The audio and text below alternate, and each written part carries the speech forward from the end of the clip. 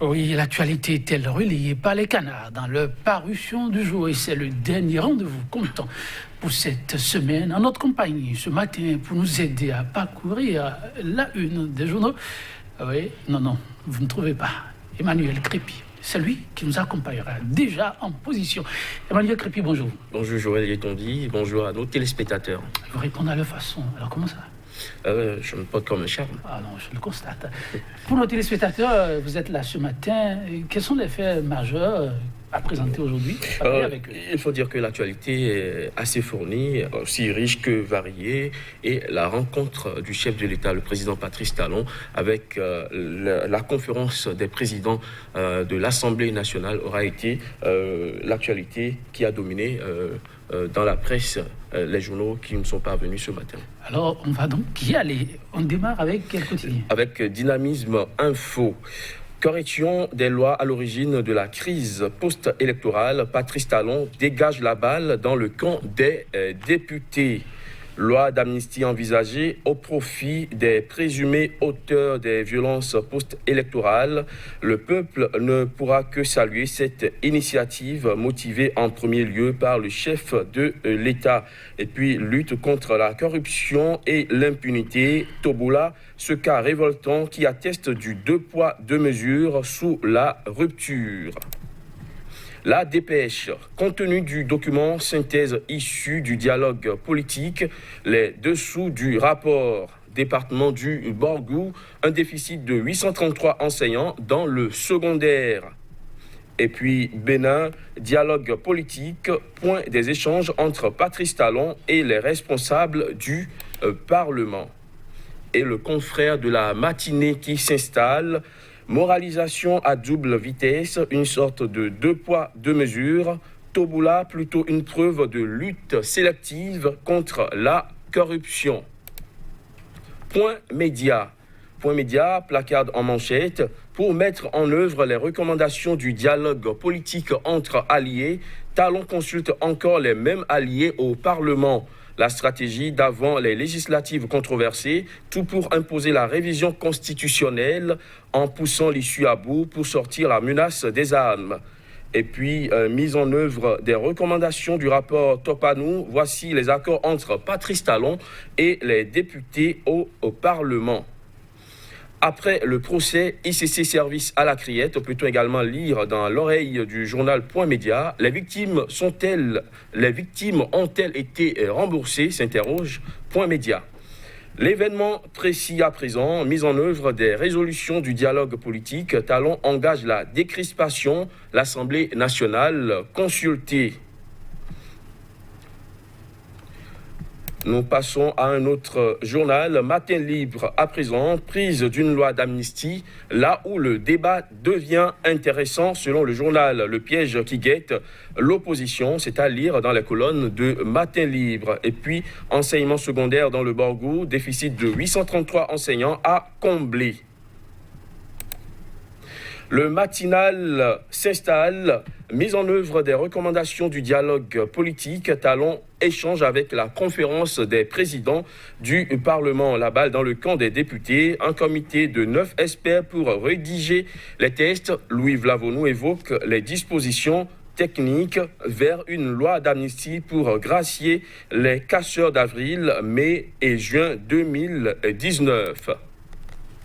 Le Nouvel Observateur nous donne à lire en manchette politique la pathologie au nom de laquelle on crée des Béninois entièrement à part et des Béninois à part entière. Et puis classement du Forum économique mondial 2019, le Bénin classé 125e sur 141 économies.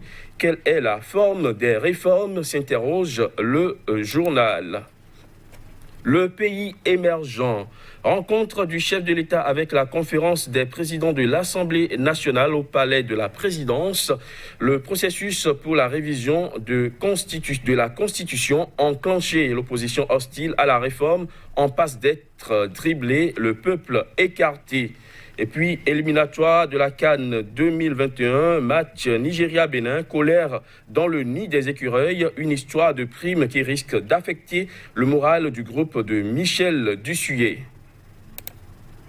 Voilà, Joël Yetondi, ce qu'on peut retenir des quotidiens béninois qui nous sont parvenus ce vendredi matin. Merci à vous, Emmanuel Crépy. Nous allons y aller. Nous allons démarrer avec Point Média. Point Média qui nous apprend que la consultation a commencé, mais avec un titre, je préfère lire, Emmanuel Crépy, Talon consulte les mêmes alliés d'hier.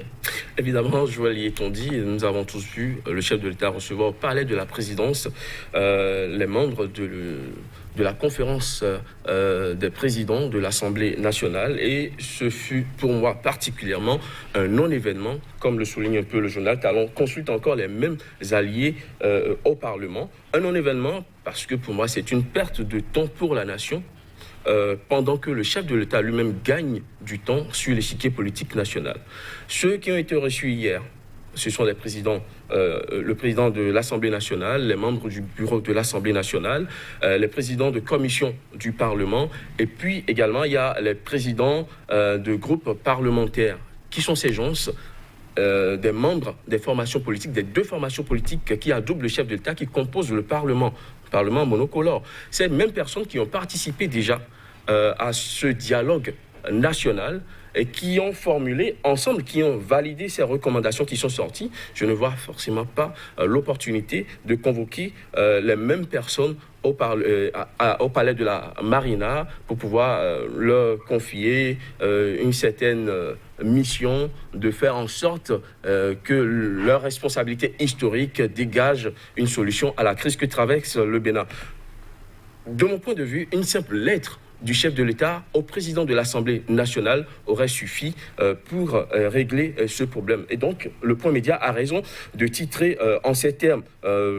Cela ressemble plutôt à une réunion politique entre membres de la mouvance présidentielle qui s'est tenue au palais de la Marina, ce qui viole un peu aussi ce symbole qu'est le palais de la Marina, parce que c'est la maison du peuple, et s'il y a des réunions politiques à tenir, ce n'est pas au palais de la Marina que cela doit se tenir. C'est à ça que cela ressemble, Joël Yetondi, de mon point de vue. Alors, le chef de l'État, lors de cette réunion, a semblé confier à cette députée une responsabilité historique pour sortir le pays de la crise. Il faut souligner, Joël Yetondi, que ce n'est pas à ces députés que revient une certaine responsabilité historique de trouver solution à la crise, mais au chef de l'État. Et je l'ai toujours répété chaque fois que j'ai eu l'opportunité de passer sur ce plateau, de le souligner, que seul le chef de l'État détient la clé de la solution à cette crise que traverse le Bénin. Encore qu'il faut rappeler que ce n'est pas la première fois que le chef de l'État jette la balle au Parlement. C'est du déjà vu. On a déjà vu ça avant les élections législatives. Au plus fort de la crise, le chef de l'État a demandé aux députés l'Assemblée nationale dirigée en ce moment par le président Adrien Mbedi de se réunir, de trouver un consensus pour permettre à toutes les forces en présence de participer aux élections. La suite, on le connaît, il n'y a pas eu de consensus. Nous sommes en train d'aller sur le même terrain. Bon, avec quelques modifications cette fois-ci, le chef de l'État a 83 députés qui lui sont acquis. Et peut-être que cette fois-ci, quelque chose de bien pourra sortir, pourquoi pas. Oui, il faut au-delà de tout rester optimiste pour ce Bénin. On va y aller, on évolue là avec vos permissions. Ce sera avec Matin Libre. On reste dans le même registre, chers téléspectateurs. Matin Libre qui nous parle de la loi d'amnistie. Emmanuel Crépy, pour nos confrères, et puis, ça peut faire bien mal pour la résistance avec ce choix opéré par le gouvernement. Bien sûr, le quotidien Matin Libre a titré, a placardé en manchette un titre que j'ai pris du plaisir à lire, prise d'une loi d'amnistie, là où le débat devient intéressant, et met en point, en sous-titre, le piège qui guette la résistance. D'abord, l'amnistie, une loi d'amnistie, c'est pas une mauvaise chose en soi, parce que cela permettra à tous ces acteurs politiques qui ont été emprisonnés pendant la crise post-électorale d'être libérés. Mais la véritable question, le chef de l'État a-t-il besoin d'une loi d'amnistie avant de libérer ces prisonniers politiques, puisqu'il y a la grâce présidentielle qui pourrait accorder à ces prisonniers politiques. Là où Matin Libre parle d'un piège, c'est à un Parlement que le chef de l'État confie de voter cette loi d'amnistie. Quel Parlement? Le Parlement composé de membres qui adoubent le chef de l'État, un Parlement que l'opposition qualifie d'illégitime, un Parlement que l'opposition qualifie de Parlement de Godillot, un Parlement dont la légitimité n'a pas été entérinée. Alors, si aujourd'hui, cette Assemblée nationale vote une loi d'amnistie qui accorde la liberté à des politiciens, à des acteurs politiques de l'opposition, est-ce que cela est que les opposants acceptent d'être libérés sous la coupole de cette loi? Est-ce que ce n'est pas une façon pour eux d'entériner finalement la légitimité de ce Parlement? C'est bien entendu le piège qui guette un peu au tournant l'opposition en ce qui concerne la prise d'une loi d'amnistie pour libérer ces acteurs politiques emprisonnés dans le cadre de la crise post-électorale. Oui, mesdames, messieurs, c'est une question, comme on dit, qui se présente comme un couteau à double tranchant. Cette question et bien d'autres, nous reviendrons là-dessus. C'est le dernier rendez-vous, comme je le disais, comptant pour cette semaine. Emmanuel Crépy, de l'autre côté de la baie vitrée, on nous informe que nous n'avons plus beaucoup de temps pour. Je vous remercie pour votre disponibilité. On se retrouvera très bientôt pour poursuivre l'exercice et le débat dans ce sens, pourquoi pas. Le plaisir sera partagé. Merci bien à vous, chers téléspectateurs. Merci. Rendez-vous pour d'autres lundi prochain. Au revoir.